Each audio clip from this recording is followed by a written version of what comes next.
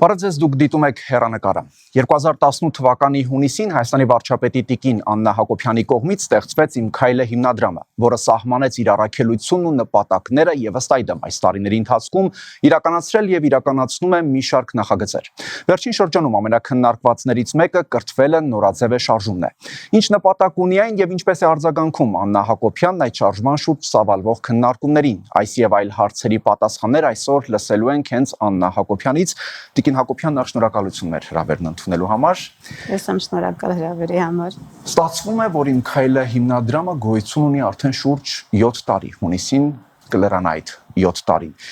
Որն եք համարում հիմնադրամի այս տարիների գլխավոր ձեռքբերումները եւ կարծում եք կարողացել եք իրականացնել այն առաքելությունը, որն ի սկզբանե դրվել է հիմնադրամի ստեղծման հիմքում։ Շնորհակալություն, կարծում եմ, որ այո, առաքելությունը իրականացվել է եւ դեռ ավելին, որովհետեւ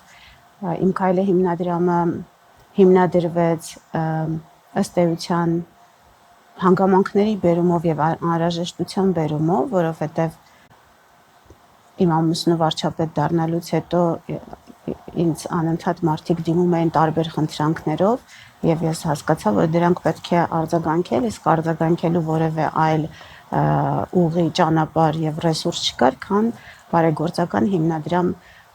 հիմնադրելը։ Ես ուզում եմ հիշեցնել, սա լավ առիթ է հիշեցնելու համար, որ հիմնադրամի առաջին, այսինքն հիմնադրամի ստեղծման մասին հայտարարելու ժամանակ ես ասացի հրապարակայինորեն ելույթում ասացի, որ այն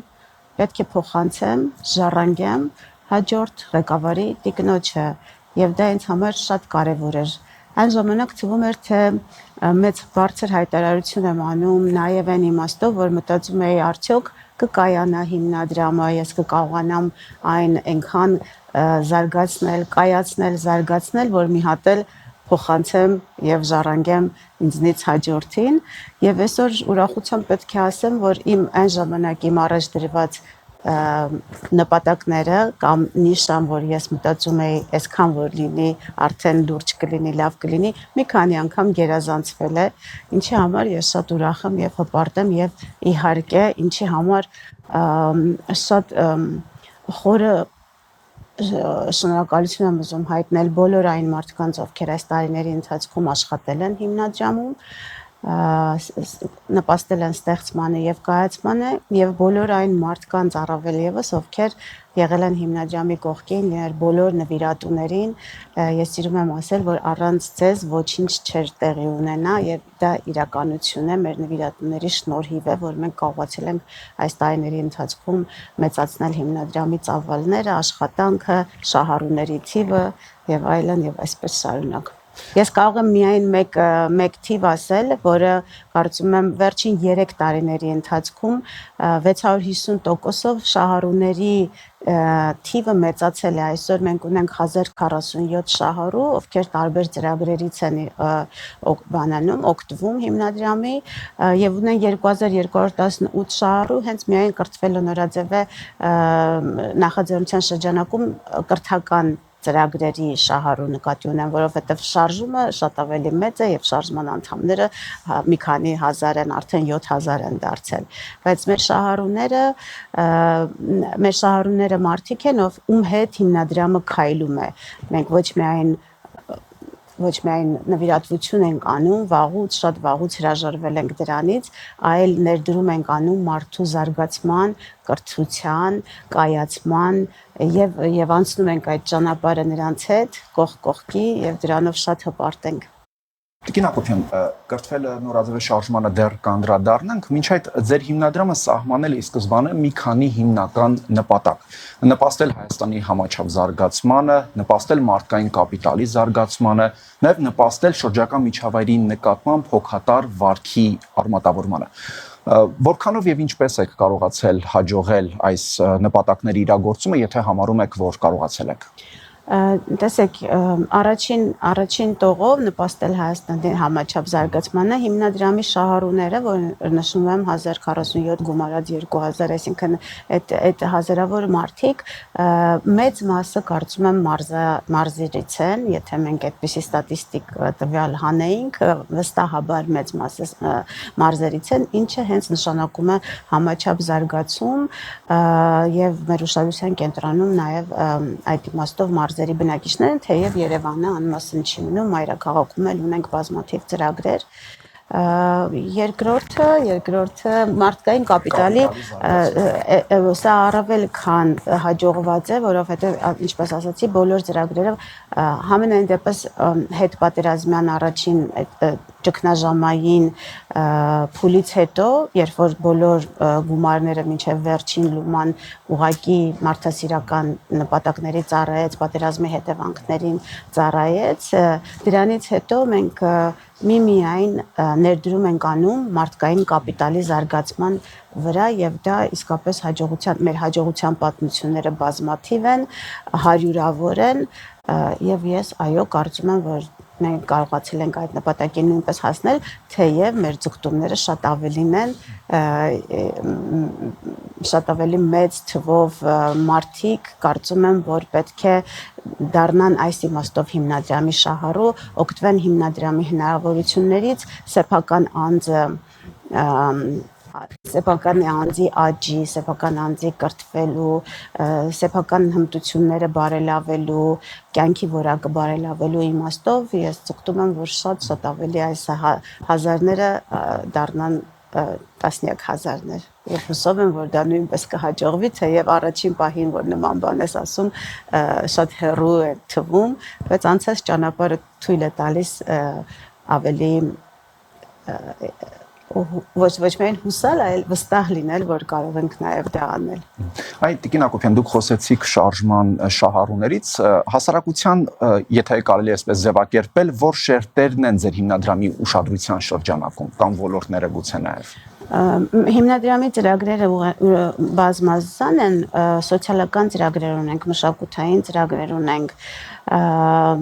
կրթական ծրագրեր ունենք, ինչպես ասացի, հասարակության մեծ ուշադրություն ենք դարձնում սոցիալական ծրագրերին եւ փոքր բիզնեսի աջակցման ծրագրին,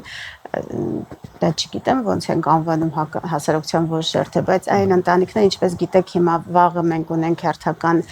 բարեգործական ընթրիքը, որի շնորհիվ աջակցելու ենք այն ընտանիքներին, ովքեր դեռ ոտքի չեն կարողացել կանգնեն այն պատճառներով։ Եվ մեր այս ծրագիրը կոչվում է հաջողակից սկսնակին, առաջին փուլը եղել է կին հաջողակ բիզնեսմեններից սկսնակ կին բիզնեսմեններին, որը շատ հրաշալի արդյունք է ունեցել եւ սա կրկին այն դեպքերից է, որ ասում եմ, այսինքն մեր բոլոր ծրագրերի դեպքում է այդպես այն 42 կանայք, ովքեր դարձան մարզերից էին հիմնականում եւ փոքր սկսնակ բիզնեսներ էին սկսել եւ ստացան հիմնադրամի աջակցությունը, նրանցից իմ խորին համոզմամբ բոլորը ի վերջո մասնակցեն այդ ծրագրին, բայց մի խումբը արդեն վերադարձել է Չինաստանից, անկախ նրանից, որ նրանք, այսինքն մեկ ծրագրով շահառու չէին, որից հետո մենք ասացինք շնորհակալություն, ստեսություն իրար, մենք շարունակում ենք զարգացնել եւ նպաստել այդ բիզնեսների, մեր շահառուների բիզնեսների աջակցմանը։ Երկրորդ փուլով սկսնակ 59 շահառու ունենք, ովքեր երիտասարդներ են, ովքեր ուզում էին բիզնես, տղամարդիկ, երիտասարդ տղամարդիկ, ովքեր կրկին առաջին քայլերն էին անում բիզնեսի ոլորտում եւ աջակցության կարիք ունեին, դա անցյալ տարի տեղի ունեցավ այդ ընթրիքը եւ մենք հիմա 59 շահառու ներկայացրել է բիզնես պլան։ Ես ուզում եմ հատուկ ընդգծել, որ ոչ միայն ուղղակի ֆինանսավորում ենք, այլ անցնում ենք այդ ճանապարհը կրթական կոմպոնենտից սկսած, նրանք մասնակցում են, հիմնադրամը կազմակերպում է այդ training-ը, այսպես ասած, բիզնես վարելու, բիզնես ծրագիր կազմելու, հետո ցույց են տալիս իրենց արդյունքները, հետո հանձնաժողովը ընտրում է լավագույններին եւ ֆինանսավորում ենք բիզնեսը սկսելու համար 59 շահառու ունենք այդտեղ եւ վաղվա ընտրիքի արդյունքում կունենանք ընտանիքներ, նորաստեղծ ընտանիքներ, ում կրկին մենք կօգնենք անցնել այդ ճանապարհը, սովորել, նոր բան սովորել, բիզնես գաղափար կամ ունենան արդեն բիզնես գաղափար կամ ունենան նոր ստեղծված բիզնես եւ մենք կրկին իրենց կողքին կլինենք անցնելու այդ ճանապարհը եւ հաջողություն ունենալու բիզնես ոլորտում ունենք երեխաներ, շահառուներ, ինչպես դուալ կրթության ոլորտում մեր հորիզոններ ծրագիրն է, դպրոցական բարձր դասարանի դպրոցական երեխաներն են, որ սովորում են գյուղատնտեսություն, նորարար գյուղատնտեսություն, այդ երեխաների միջոցով նաև այսպեսի խորամանկ բան են կարել, որպեսզի երեխաները լոբինգ անեն եւ ընտանիքի անդամներին, իրենց ծնողներին, ովքեր զբաղվում են ավանդական գյուղատնտեսությամբ եւ չարչարվում են մեծ օգուտ չեն ստանում, նրանց նույնպես ներգրավեն եւ մեր երկրորդ ճյուղը, ծրագրի ճյուղը վերաբերվում է դրան, որ ընտանիքներ են արդեն մասնակցում եւ կրկին մենք օգնում ենք, ֆինանսավորում ենք նոր տեխնոլոգիաներով գյուղատնտեսությամբ զբաղվելու ունենք փոքրիկ շահառուներ, ովքեր ուղղակի մասնակցում են մեր մշակութային ծրագրին, մշակութային ճամփորդություն առաջին մարզը Դավուշի մարզն է 40 երեխաներ մասնակցում են այդ ծրագրին եւ կրկին հիասքանչ ծրագիր է ունենք ուսանողներ ովքեր սովորում են master degree են անում քվանտային ֆիզիկայի ոլորտում դա մեր master degree ծրագիրն է մի խոսքով բազմաթիվ են եւ շերտերը ինչպես տեսնում եք բազմազան են եւ ամենակարևորը մոռացա նշել որը իմ համար ամենակարևոր ծրագրերից մեկն է որ ելի սկսվեց հետպատերազմյան շրջանում ծրագիրը նվիրված է պատերազմի ժամանակ հաշմանդամություն ձեռք բերած զինվորներին Եվ մոտ արդեն 200 տարբեր մարզերից Երևանին դեռ չենք հասել, բայց տարբեր մարզերից հիմա կարող եմ նշել մեր մարզերը Շիրակում 40 շահառու ունենք, Արմավիրում Լոռիում 41, Կոտայք Այրադվայոց 83 շահառու, նրանք նույնպես կամ օգնում ենք վերապրոֆիլավորվել, այսինքն հիմա նախ մեր նպատակն է նրանց վերադարձնել կյանք, ինտեգրել, վերաինտեգրել հասարակությանը։ Մեր երկրորդ նպատակն է արժանապատիվ ապրելու հնարավորություն ստեղծել, որպեսզի նրանք ոչ խնդիրը միայն թոշակ ստանալը չի կամ ապրելը չի, այլ խնդիրը աշխատանքի միջոցով ինքնաբավարարվածություն ստանալը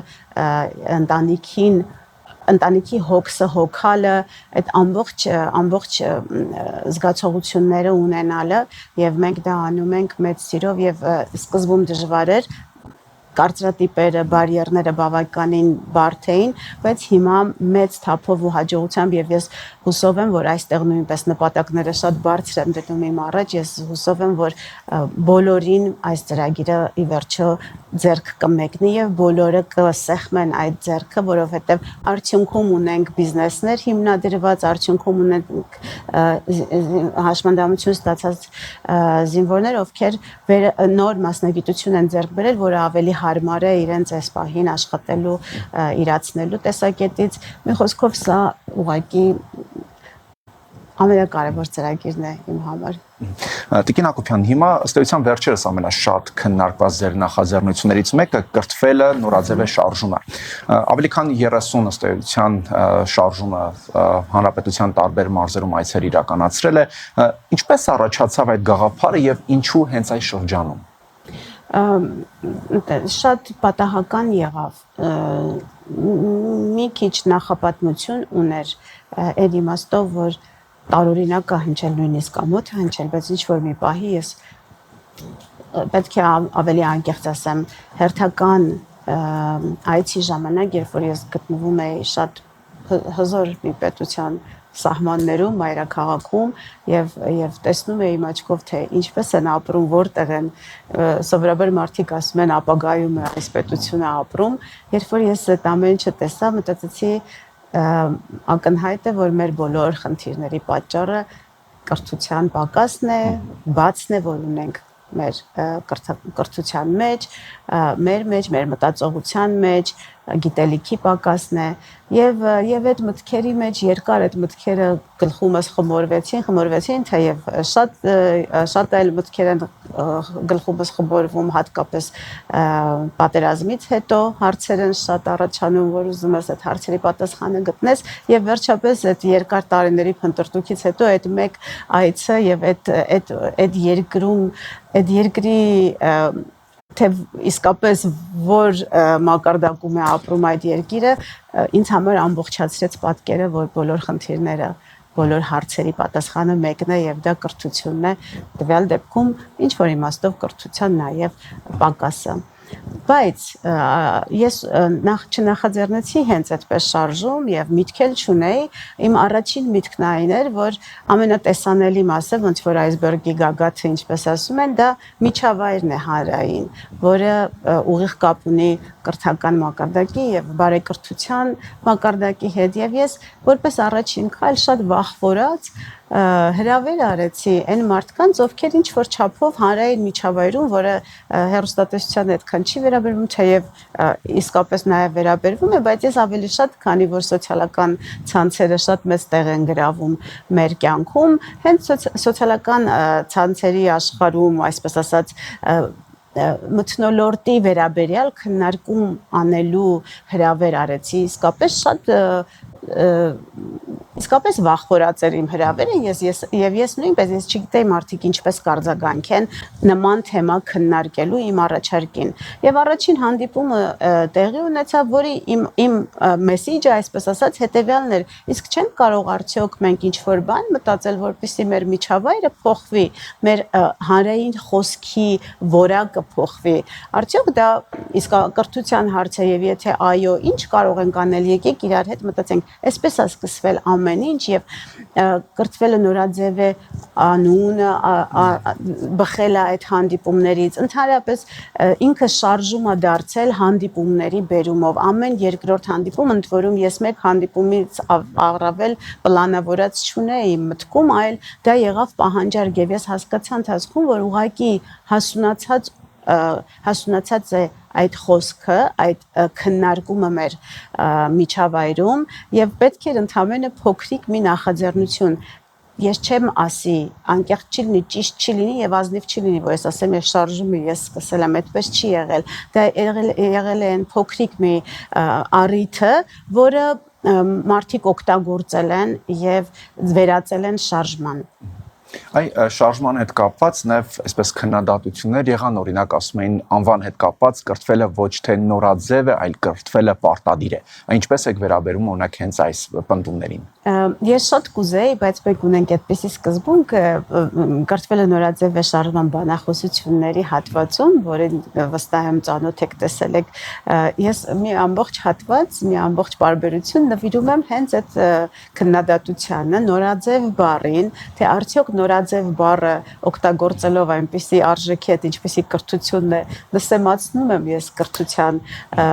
նշանակությունն ու դերը բայց ես չեմ ուզում հիմա դրա մասին պատմել որովհետև այդ հանդիպումները իսկապես շատ կարևոր են եւ ես շատ կուզեմ որ բոլոր մարդիկ ովքեր ուզում են լսեն այդ պատասխանը պարզապես գան որովհետև այնտեղ իսկապես շատ լուրջ ու շատ կարևոր խոսակցություն է տեղի ունենում եւ կրկին եմ ուզում շեշտել որ այդ խոսակցությունը հասունացած էր այդ խոսակցությունը մենք չենք սկսել ես չեմ սկսել եւ խոսակցությունը այդպես դեռ շարունակվում է այնպես որ թույլ տվեք ձեր թույլտվությամբ ես շրջանցեմ այդ հարցը պայմանով որ Դուք նույնպես, օրինակ, առաջիկա հաջորդ Երևանյան հանդիպմանը կամ որևէ մարզում հանդիպմանը կգաք եւ կլսեք իմ բացատրությունը, թե ինչքանով է ճիշտ կամ սխալ ասել կրթվելը նորաձև է։ Տիկին Հակոբյան, կա նաեւ այսպիսի հարցադրում, թե ինչու են վարչապետն ու իր տիկինը հենց արշավի դեմքերը ձեր մեկնաբանությունը։ Կրկին ոչինչ նախապես մտածված չի եղել։ Ամեն անգամ հանգամանքները պատտել են իրավիճակը հենց այդպես։ Հիմա մենք չենք նպատակ չունենք լինել դեմքերը շարժման, բայց քանի որ մենք ունենք խոսք այդ պահին այդպես ստացվեց եւ մարդիկ ուզում էին լսեին եւ քննարկեին այն գաղափարները որ մենք կիսում ենք Այսուհետ ինչպես արդեն տեսել եք ունենք նոր բանախոսներ, առաջին երկու նոր բանախոսի հետ բանախոսությունը եղավ եւ հրաշալի անցավ, արխիվում ունենք երկու եւս նոր բանախոս, որ կընկերակցեն վարչապետին, ու ես ունեմ պետք է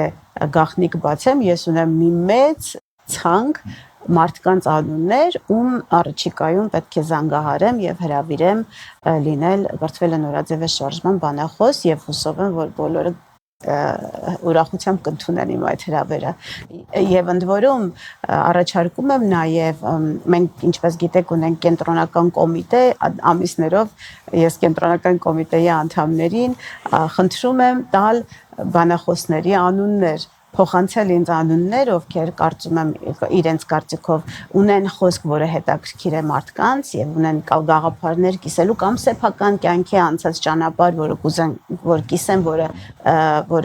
որից կարելի է շատ բան սովորել եւ այդպես հավաքել ենք մի մեծ ցուցակ եւ ես շատ ուրախ եմ եւ ես հուսով եմ, որ առաջիկայում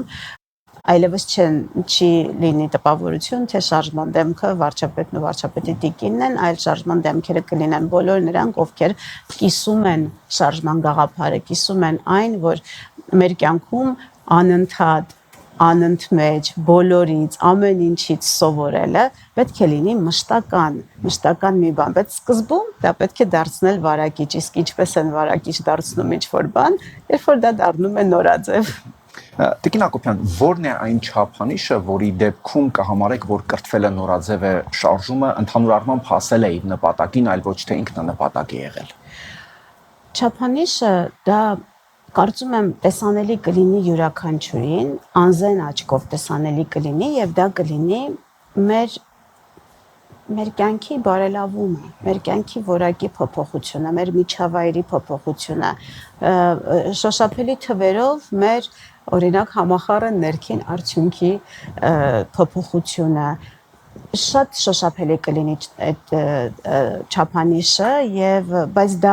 մեկ օրում չի լինի եւ մեկ տարում չի լինի եւ այնպես չի որ կրթվելը նորաձևը շարժումը ունի ինչ որ վերջնաժամկետ որը ինչպես կրթվելը կարծում եմ չունի վերջնաժամկետ այնպես էլ շարժումը գոնե մինչեւ այն պահը երբ որ դա դառնա մեզ համար ամենասովորական մի բան որ դրա եւս շեշտելու անհրաժեշտություն այլևս չլինի գոնե ես ուզում եմ ուրախությամբ նաև ասել որ մինչ օրս շարժումը ավելի շատ գաղափարի տարածմանն էր ուղղված այսինքն վերանայելու կրթության հանդեպ մեր վերաբերմունքը դուրս գալու այն կարծրատիպից որ կրթությունը դա միայն ֆորմալ կրթությունն են, մանկապարտեզը, դպրոցը, քոլեջը, համալսարանը, ակադեմիան եւ այլն։ Շարժումը նպատակ ուներ տարածելու այն գաղափարը, որ կրթվելը վերաբերվում է ամեն ինչին եւ կարելի է կրթվել ուղակի մեկ գիրք կարդալով կամ ճիշտ բան փնտրելով հեռախոսի մեջ, նոր գիտելիք քաղելով հեռախոսից, երբ որ անընդհատ մարդիկ ծնողները բողոքում են եւ գտնում են, որ հեռախոսները չարիք են երեխաների ձեռքը, հեռախոսները բարիք են ոչ միայն երեխաների, այլև մեծահասակների ձեռքը, որովհետեւ այն ահռելի տեղեկատվությունը, այն ահռելի գիտելիքը, որ մենք կարող ենք մեր հեռախոսից ուղակի ստանալ, ուղակի պետք է նման գաղափարներ տարածելներ առաջին փուլը շարժման հատկապես նաև կոտրելու այն կարծրատիպը, որ կա ինչ-որ տարիք։ Եթե դու օրինակ արդեն 30-ն անց ես, ընտանիք ես կազմել, երեխաներ ունես ու չես հասցրել կյանքի բերումով, հանգամանքների բերումով կյանքը այդպիսի նավություն քեզ չի տվել, որ դու բարձրագույն ուսումնական հաստատությունում ստանաս X մասնագիտությունը, որը քո երազանքների մասնագիտությունն է, դա դեռ ոչինչ չի նշանակում, որովհետև կարելի է հենց այսօր այդ որոշումը կայացնել եւ ընդունվել եւ սովորել եւ դառնալ երազանքների մասնագետը։ Օրինակ սա կոտրել այս կարծրատիպը նույնպես եւ դա ստացվել է հաջողությամբ։ Ես ունեմ գաղտնիքներ, որոնք այսօր կրկին չեմ ուզենա բացել, բայց ուղղակի հետևեք հայտարարություններին եւ առաջիկայում կտեսնեք, թե ինչպիսի մեծ հաջողություններ ունենք մենք այս ոլորտում գրանցված։ Իսկ երկրորդ փուլը, որ արդեն թեվակողում ենք, դա բազմաթիվ Այսինքն այս գաղափարը կյանքում իրագործելու հնարավորություններ ստեղծելն է։ Ճիշտ է, բուհերը կան, ֆորմալ կրթական հաստատությունները կան, բայց դրանից բացի կան մարդիկ, ովքեր կուզենան օրինակ որևէ մասնագիտություն վերապատրաստվել, նման հնարավորություններ ստեղծելն է մարզերում առաջին հերթին եւ հիմա հիմնադրամը մտնում է հենց այդ մշակման փուլ, մենք այս պահին մշակում ենք այդ հնարավորությունները, որպեսզի բոլորը մեծահասակներից սկսած բոլորը ունենան տեղ դիմելու, թե իրենք ինչ կուզենան սովորել այսօր, որ վաղը իրենց կյանքը փոխվի ավելի լավը։ Եվ մենք այդ հնարավորությունը պետք է տանք։ Մենք իսկապես օր ու գիշեր աշխատում ենք սրա վրա։ Մեծ ջանք ենք դրել, մեր ամբողջ թիմը քրտնաջան աշխատում է այս նպատակին ծառայեցնելու համար։ Եվ վերջում ամփոփելով մեր զրույցը, Տիկին Հակոբյան, ձեր սահմանած ռազմավարության մեջ գրված է նաև, որ կրթվելը նորաձև է շարժումով, դուք նպատակ ունեք հզորացնել Հայաստանը եւ ապահովել ինքնիշխանության հարատեվությունը։ Մի բան, որն այսօր շատ է քննարկվում թե քաղաքական եւ ոչ թե նաև քաղաքական ամբիոններից, այս շարժումով ինչպես է կարողանալու ապահովել ինքնիշխանության հարատեվությունը։ Գայթակղությունը շատ մեծ է, ազնվորեն գայթակղությունը շատ մեծ է մտնել այս հարցի բովանդակության մեջ եւ պատասխանել հարցին ամբողջությամբ, բայց ես կրկին պետք է ասեմ, սրա մասին է խոսում օրինակ վարչապետը իր բանախոսության ժամանակ, որը կոչվում է Իրական Հայաստան։ Սրա մասին է խոսում նաև նա, երբ երկրորդ բանախոսության ժամանակ, որը կոչվում է Իմանալ ինչպես։ Իմ բանախոսությունը նույնպես սրան է վերաբերվում, որը արդեն հայտնի է, ունի շատ վիճելի եւ ինտրիգային մնացել ենք 5-րդ դարում խորագիրը։ Հենց ձեր հարցի պատասխանները այս բանախոսությունների եւ բանախոսությունների ընթացքում հնչող գաղափարների եւ մարդկանց հետ, դահլիճում ներկա մարդկանց հետ մտքերի փոխանակության մեջ է։ Հենց սրան է նվիրված կոնկրետ մեր այս 3 բանախոսությունները, իսկ ավելի սեղմ ասելու համար դա նշանակում է իմանալ ինչպես։ Ուղղակի պետք է իմանալ ինչպես, իսկ ինչպես է հնարավոր իմանալ ինչպես։ Միայն կրթվելով եւ սովորելով, բայց թույլ տվեք էլի ներողություն եմ խնդրում, իսկապես լավ չեմ զգում սրա համար, բայց բոլորին հրավիրում եմ լսելու մեր բանախոսությունները, մենք դրա հնարավորությունը ինչքան մարդիկ պահանջարկ կձևակերպեն, այնքան մենք պատրաստ ենք կրկնել այդ խոսքը։ Այնպես որ իսկապես համեցեք եւ ունենանք այդ քննարկումը բոլորի հետ միասին։ Շնորհակալություն։ Ես եմ շնորհակալ։ Հեռանկարում Իմ քայլը հիմնադրամի գործադիր տնօրեն վարչապետի տիկին Աննա Հակոբյանն էր։